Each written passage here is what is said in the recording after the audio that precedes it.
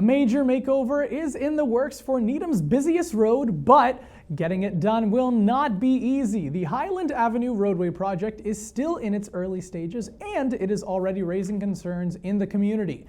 That's because the plan depends on state and federal funding through the Transportation Improvement Program, or TIP, a process that comes with strict design requirements and limited local control. Municipal producer Yushao Yuan has more from the latest Select Board meeting. Highland Avenue connects schools, businesses, and neighborhoods, but it's also known for traffic congestion, crash incidents, and flooding. It's long been flagged as the corridor in need of major repairs, but making that happen comes with a hefty price tag.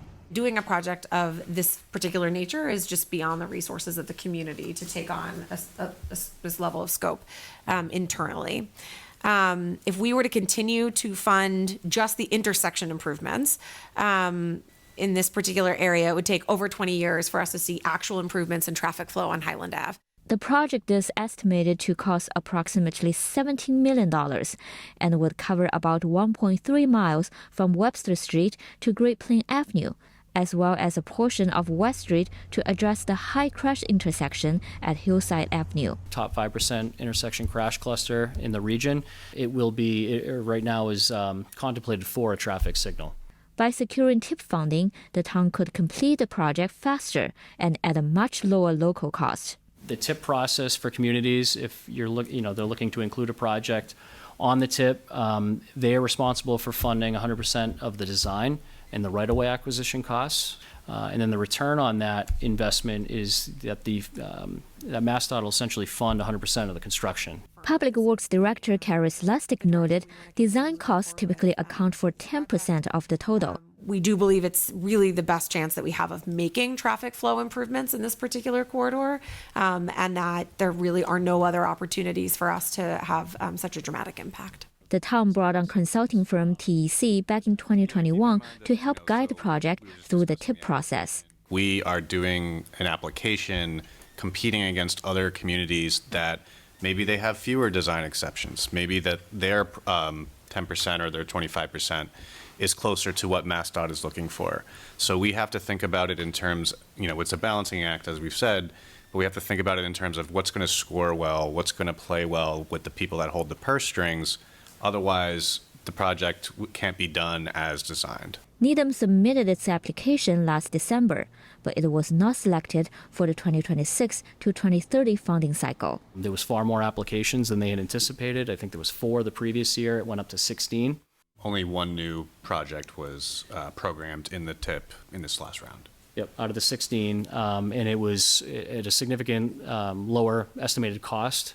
This project and was also already at the 25% design stage. Right now, the project is still in the 10% conceptual design phase. The town hopes to reach the 25% design milestone and resubmit the application. They did encourage us to reapply, which is the intent, going into the end of this year, where the design will be hopefully at an advanced stage, which will help it be weighted more heavily. But getting there means making some tough calls. TEC's latest presentation showed what it called a gold standard street layout that aligns with MassDOT's priorities, including separated bike lanes. Some board members worried that could come at the cost of on-street parking or trees. To what extent are we really roped into that, and to what extent can we opt out? Is it just that we're going to be less competitive if we say we don't want that everywhere? Consultants say exceptions are possible, and the design could vary from block to block, depending on neighborhood context and public feedback. They are willing to work with the community, especially if we've, engaged the public in numerous occasions, and this is what they're hearing. They want the project to suit the community's needs.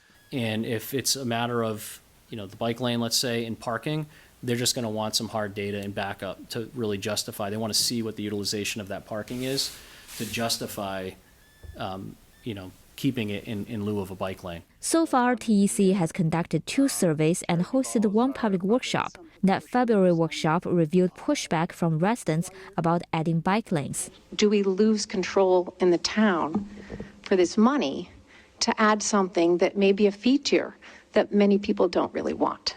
When asked by board member Josh Levy about the post-workshop survey, TEC reported about half of the 300 respondents showed some level of interest in biking on Highland Avenue, while nearly 40% expressed no interest at all. It's starting to feel like déjà vu for many board members.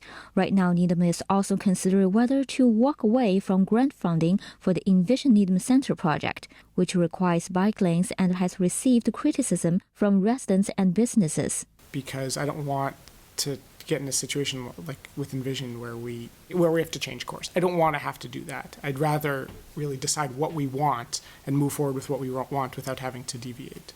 The recent upgrade on Highland Avenue north of Webster Street was also paid for through TIP funding. TEC plans to hold another public hearing in September before finalizing the 25% design. Project information can be found at highlandavroadwayimprovements.com. For Needham Channel News, I'm Yu Xiaoyuan.